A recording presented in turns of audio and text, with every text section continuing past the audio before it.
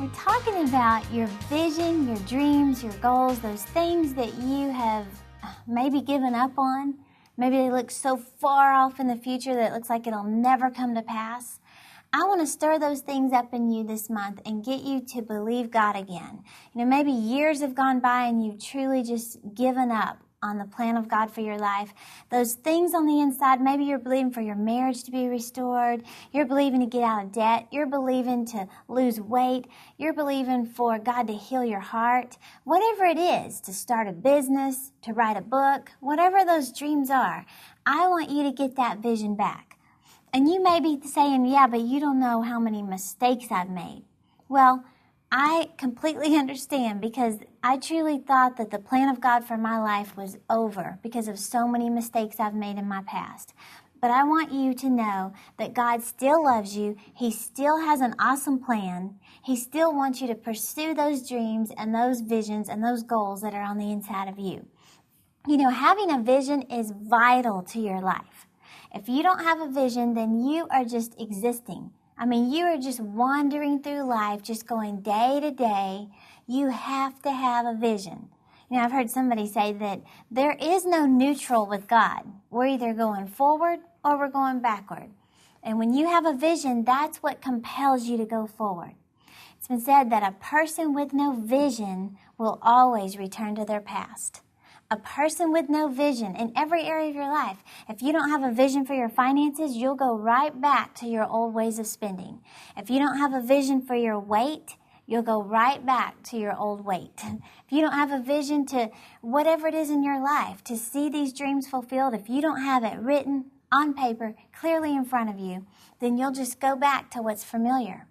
Well, Habakkuk 2:2 says, write the vision and make it plain on paper. I am so serious about this verse. I treat this seriously in every area of my life, because I've seen in my own life, when I have something clearly written on paper, I'm more likely to achieve that than if I don't have it written. So Habakkuk clearly says it. Write the vision, make it plain on paper. And then Proverbs 23:18 says, where there is no vision, the people perish. And perish simply means die. In other words, you're dying on the inside. You're not going anywhere. You're existing. You're surviving life when you don't have a vision. So you can see clearly from this that you have to have a vision. Well, I want you to know that Satan is out for your vision.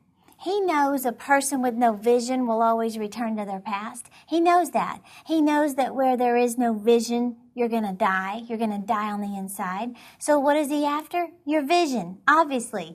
He wants to create so many obstacles in your life that make you feel like it's hopeless, you're helpless, it'll never come to pass, you've screwed up too bad, and that's his goal. That's his whole purpose, is to get your vision away from you. Well, listen to this story from 1 Samuel. It's about a guy named Nahash the Ammonite. And then he attacked one of the half-tribes of Israel called Jabesh Gilead. These names make me laugh. Can you imagine naming your kids Nahash and Jabesh? I'm sorry if you did. But anyway, they were going to attack Jabesh Gilead, because Jabesh Gilead didn't go along with Israel on this certain thing in the book of Judges.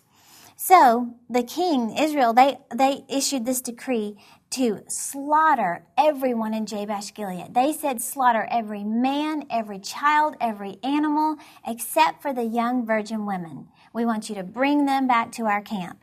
So that's what they did. They were attacked and they were leveled to the ground. Well, only a few of the escapees, a few of the men got away. Everybody else was killed.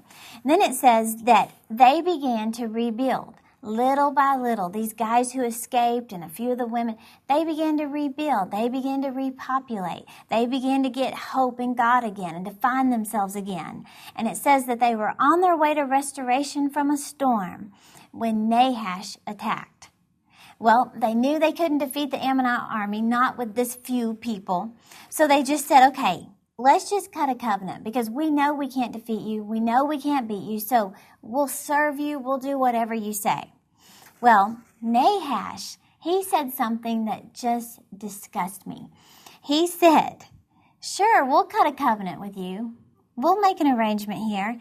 He looked at the men of Jabesh Gilead and he said, we will not slaughter you. but we demand that we put out the right eye of every man in Jabesh Gilead. We want to bore the right eye out of every man. Well, Saul, who had already been prophesied that he would be king, he heard about this, and he was furious over it. So he put together an army, and they slaughtered Nahash the Ammonite.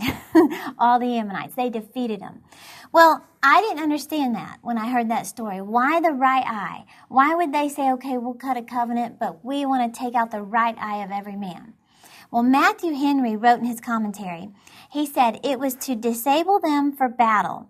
For in those days they fought with their shield in their left hands, which covered their left eye. But the right eye was the eye for battle. It was the eye for vision.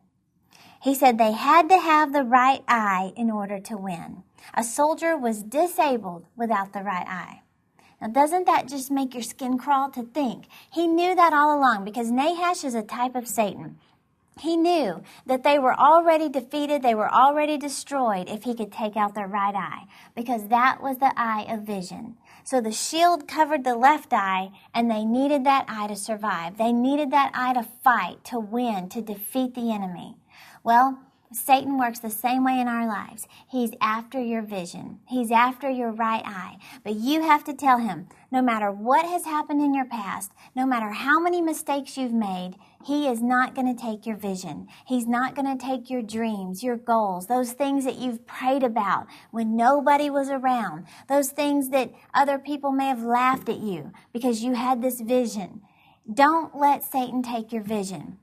You know, I'm urging you this whole month to write your vision. Get your vision on paper. I mean, take the time it takes to just sit down and be quiet with God and just begin to write. Just write from your heart. It doesn't have to be perfect. It doesn't have to be the perfect plan of God for your life. Just write something. If it's to get out of debt, write how much debt it is. If it's to lose weight, write how much weight it is. If it's to see your marriage restored, write that. Write what restoration means to you. But get the vision on paper and tell Satan he's not having your vision, and then stand for it. Start reading it out loud every day. If you're determined to have your vision, then you'll commit to it daily. Keep it in front of you. You know, Habakkuk said, write the vision, make it plain on paper so you can see it when you're running.